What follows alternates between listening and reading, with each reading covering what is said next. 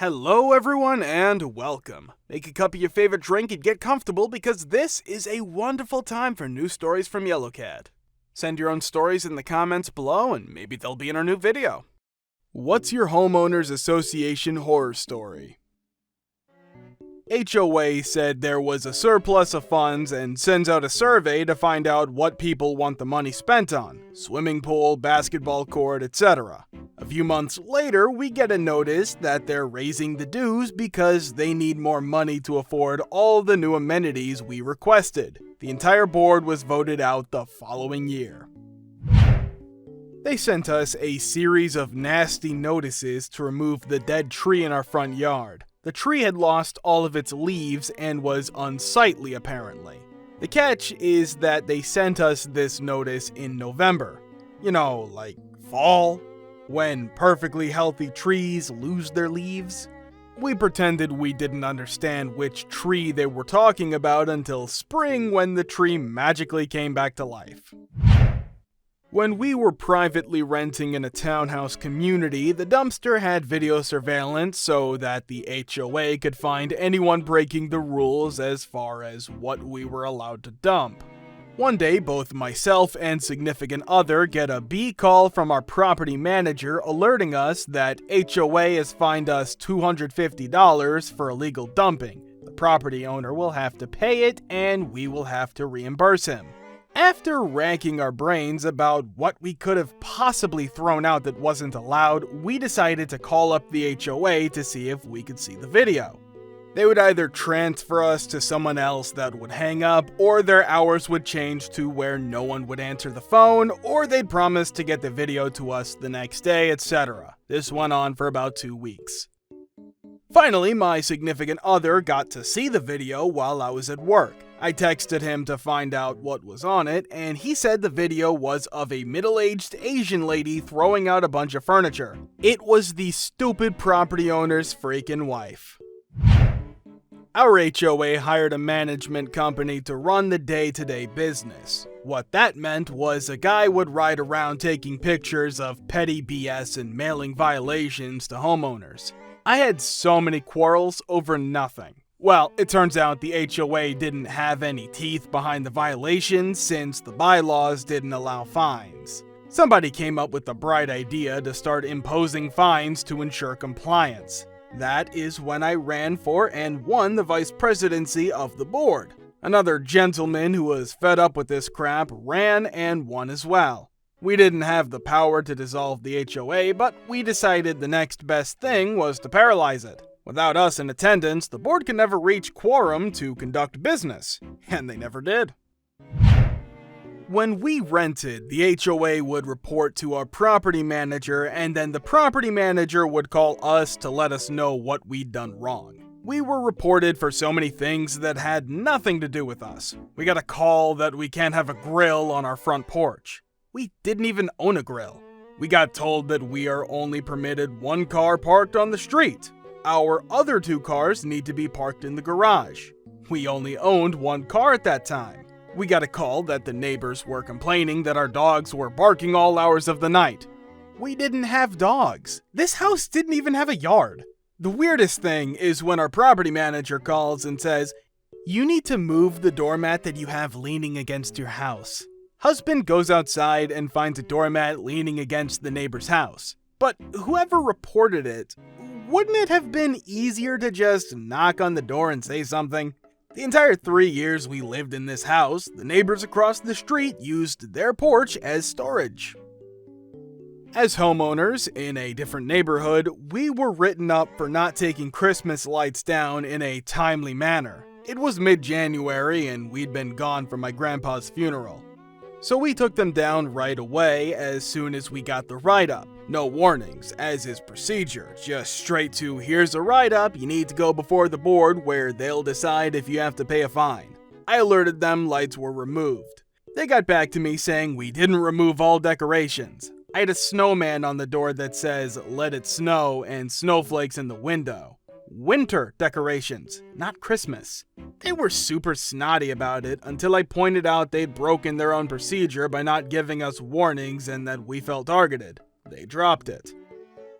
A year and a half ago, we redid our landscaping.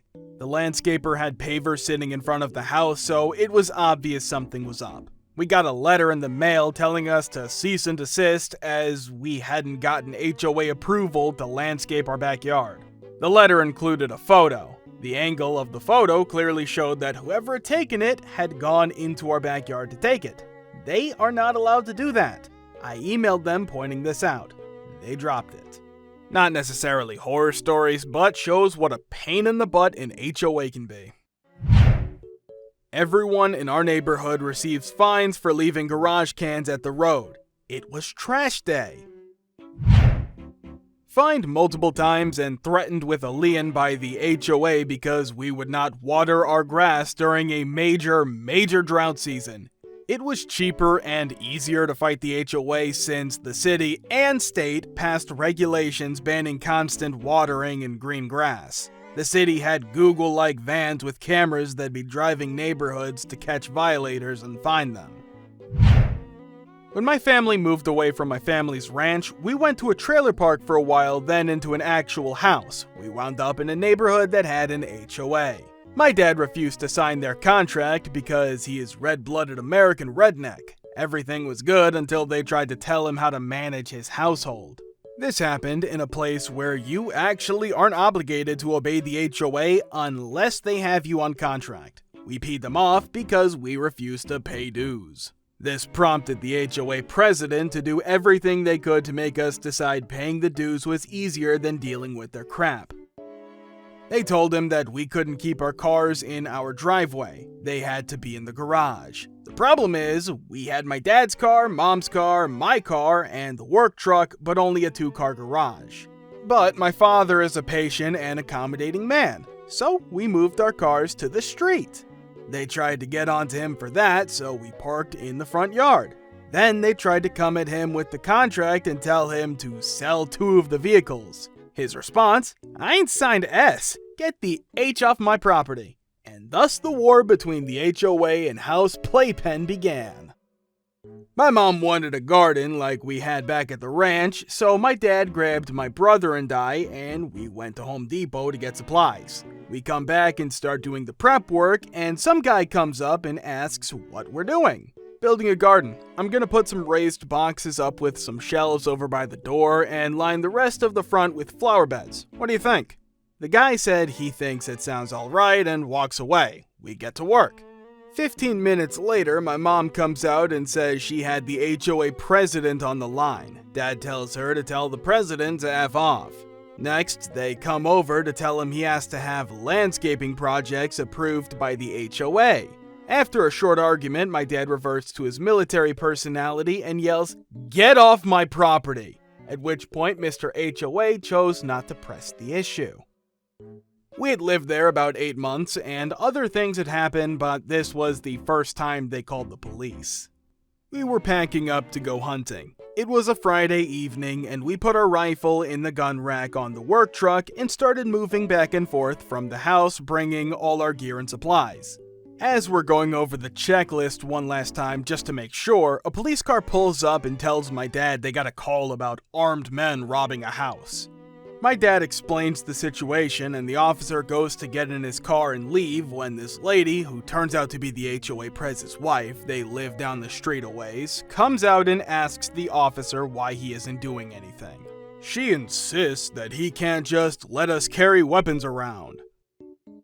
She gets more and more upset as the officer explains that the weapons are safely stored for transport. It's our private residence, so we actually can carry them, and my father is licensed to carry anyways.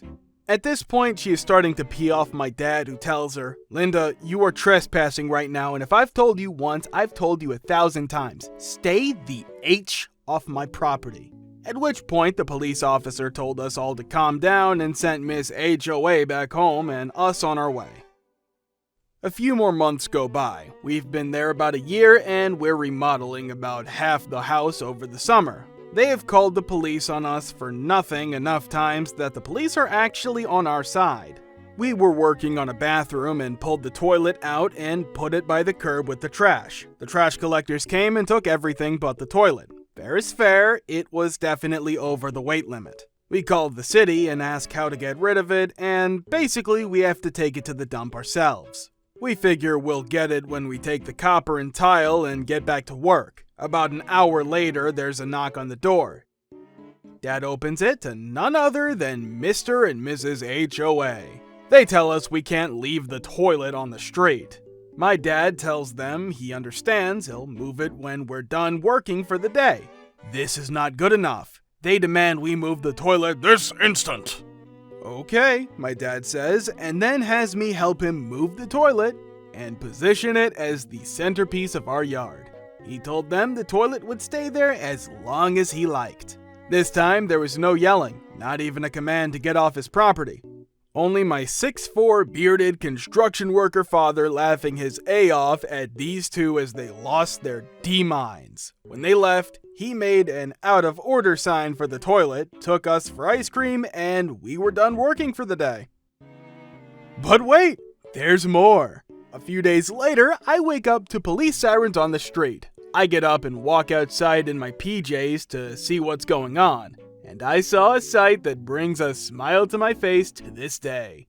The police arresting Mr. and Mrs. HOA for attempted theft of a toilet as my father, clad in dog tags, combat boots, boxers, and a bathrobe stolen from Motel 6, smokes a cigarette and laughs from atop his porcelain throne.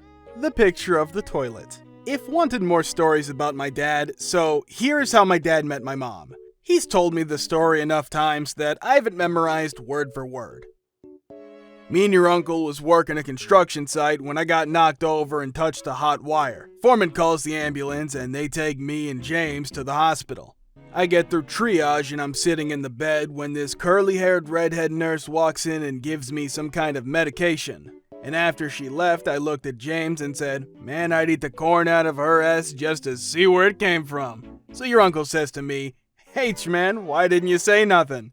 So I says to him, "James, that's a D-fine idea." And I got up, hospital gown and all, go out into the hall to chase her down and ask if she would like to get some dinner when she got off shift. And that's how I asked your mom out on our first date. Thank you for watching. Guys, thank you for all the support and the likes. Subscribe to the channel if you're not subscribed yet. See you next time.